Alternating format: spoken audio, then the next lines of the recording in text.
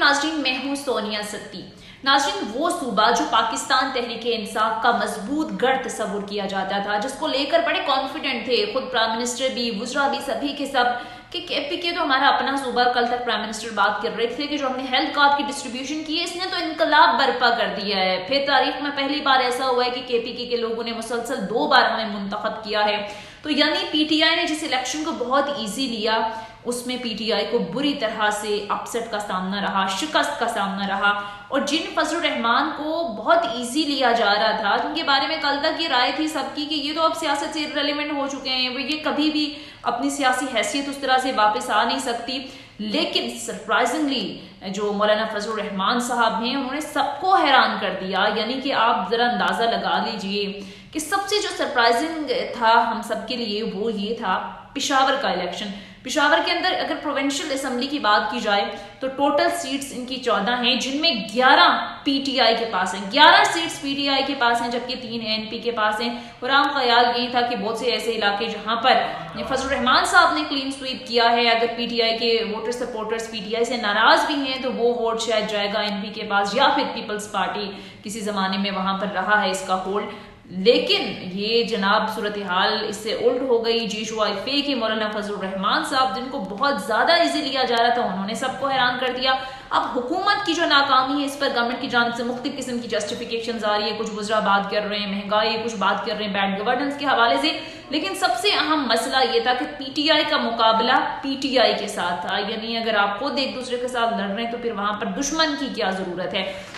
بہرحال غلطیوں کا اعتراف کر لیا گیا۔ آج پرائم منسٹر عمران خان صاحب کی جانب سے ٹویٹ بھی کیا گیا، انہوں نے کہا کہ پہلے مرحلے میں ہم سے غلطیاں ہوئی، ہم نے خمیازہ بھگتا، غلط امیدواروں کا انتخاب ایک کلیدی سبب تھا۔ آج یہ پرائم منسٹر صاحب کی جانب سے ٹویٹ کیا گیا، لیکن وہ کہتے ہیں نا کہ سب کچھ لٹا کے ہوش میں آئے تو کیا کیا۔ اب پچھتانے سے کیا ہوتا ہے، جب چڑیاں چگ گئی کھیت، جب جو نقصان ہونا تھا، جو ڈیمیج ہونا تھا، وہ تو ہو گیا ہے۔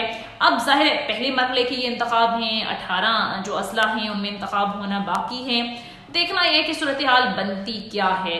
لیکن اگر گراؤنڈ پر دیکھیں، ریالٹی دیکھیں، تو لوگ کافی حد تک مجھے ایسا لگتا ہے کہ صورتحال سے اکتا چکے ہیں۔ اب مسئلہ یہ ہے کہ لوگوں کو وہ تبدیلی نظر آ نہیں رہی جس کا وعدہ کر کے، جس کا دعویٰ کر کے خان صاحب اقتدار میں آئے تھے۔ احتساب کا ایک نعرہ تھا جس پر ہمیشہ سے بڑی بات ہوتی رہی ہے، کوئی احتساب نہیں ہوا، بلکہ پی ٹی آئی کے اپنے دور میں، یعنی ان پچھلے 3 سالوں کے اندر جو کرپشن ہوئی اس کو بھی پکڑا نہیں گیا۔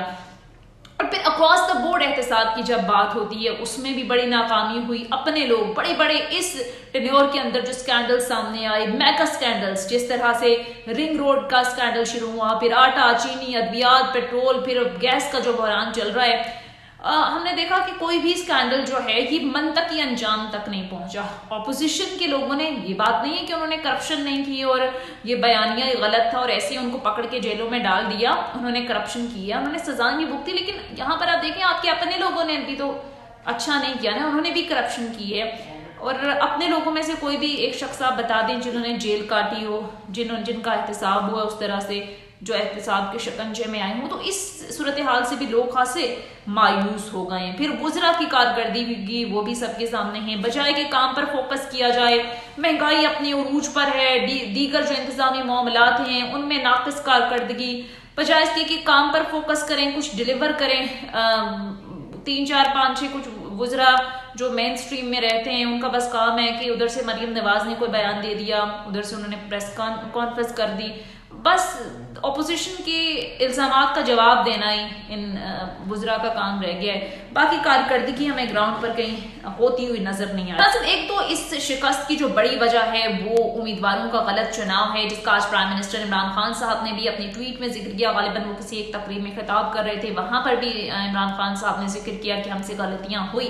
اس کے ساتھ ساتھ ناظرین، مہنگائی اور بیڈ گورننس، یعنی کہ آپ دیکھ لیں پنجاب کے اندر اور کے پی کے اندر یہ جو 2 شخصیات عمران خان صاحب نے چنی ہیں، یہ جو عمران خان صاحب کی چوائسز ہیں، ایک تو سی ایم کے پی کے اور سی ایم پنجاب بزدار صاحب اور پھر محمود خان صاحب، ان کے بارے میں ہر ایک نے خان صاحب کو سمجھایا، میڈیا اس پر بڑی کھل کر تنقید کرتا رہا، خاص کر بزدار صاحب پر تو اتنی تنقید ہوئی، کہ مجھے ایسا نہیں لگتا کہ کسی سی ایم پر یا کسی شخصیت پر اس طرح سے کھل کر تنقید کی گئی ہو. خود عمران خان صاحب کے جو قریب ترین رہنے والے لوگ ہیں، میڈیا، پھر کہا جاتا ہے اسٹیبلشمنٹ کے بھی کچھ لوگ، سب نے خان صاحب کو سمجھایا کہ یہ جو دو مسلط کیے ہوئے لوگ ہم عوام پر لائے ہیں جو نہ ڈلیور کر رہے ہیں. اب بزدار صاحب کی شخصیت کوئی آپ دیکھ لیں، بیک ٹو بیک سٹارٹ میں انہوں نے جو بیان دیے کہ مجھے تو ہمیں ابھی سیکھنے کے لیے وقت چاہیے، اینڈ مطلب وہ کوئی سوٹیبل شخصیت ہیں اور وہ بھی اتنی بڑی سیٹ کے لیے، یعنی سی ایم پنجاب. اب دیکھیں شہباز شریف صاحب کا آپ کمپیریزن کر سکتے ہیں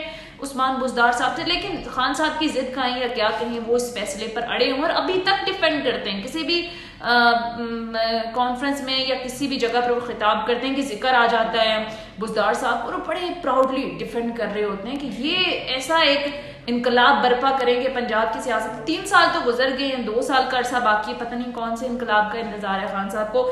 بہرحال اب کچھ لوگ یہ کہتے ہیں کہ عمران خان صاحب کی اپنی غلطیاں ہیں جو انہیں بھگتنا پڑ رہی ہیں اور جن کا بیک ٹو بیک ہم دیکھ رہے ہیں کہ اعتراف بھی کیا جا رہا ہے. اور ایک اور اہم مسئلہ یہ ہے کہ خان صاحب اپنی پارٹی کو گراس روٹ لیول تک ایک پراپر سٹرکچر میں کنورٹ نہیں کر سکے. جس طریقے سے آپ دیکھیں دوسری یا پرانی جو روایتی پارٹیز ہیں انہوں نے اپنے ایک سٹرکچر بنائے ہوئے پراپر.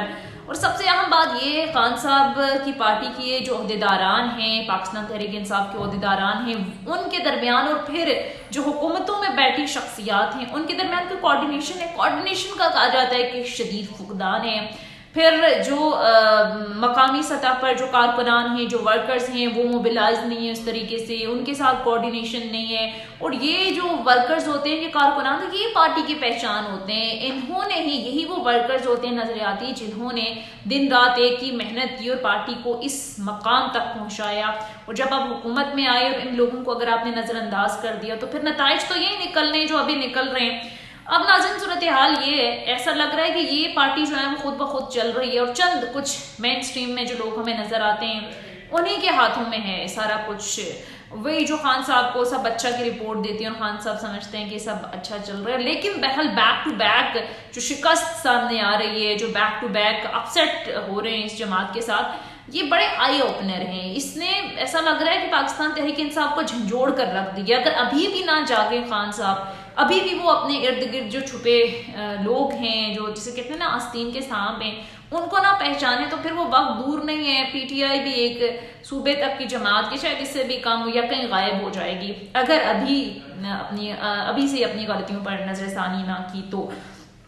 اب ناظرین ہم نے جب ٹکٹ کی ڈسٹریبیوشن کے حوالے سے بات ہوتی ہے تو ہم نے پچھلے الیکشنز کے اندر بھی دیکھا کہ بہت سارے آزاد امیدوار پی ٹی آئی کو اپنے ساتھ شامل کرنا پڑے. بہت سارے لوگ آئے پاکستان تحریک انصاف سے ٹکٹ مانگے، انہوں نے نہیں دیے تو وہ لوگ آزاد حیثیت میں کھڑے ہو گئے. پھر آزاد حیثیت میں جب وہ جیتے تو اس کے بعد مجبوراً پاکستان تحریک انصاف کو ان لوگوں کو اپنے ساتھ شامل کرنا پڑا. تو یہ جو ٹکٹس کی ڈسٹریبیوشن کا ایک عمل ہے، یہ ہمیشہ سے یہ بڑی ناکامی رہی ہے. ہمیشہ سے یہ لوگ غلط ٹکٹس دیتے رہے ہیں. ابھی حالیہ کنٹونمنٹ بورڈ کے اندر دیکھیں جس طریقے سے پاکستان تحریک انصاف کو شکست ہوئی، بعد میں پتہ چلا ٹکٹس ڈسٹریبیوشن ٹھیک نہیں تھی. یا بلدیاتی انتخابات میں بھی سب سے بڑا مسئلہ یہ رویا جا رہا ہے کہ ٹکٹس کی جو ڈسٹریبیوشن ہے وہ غلط ہوئی ہے.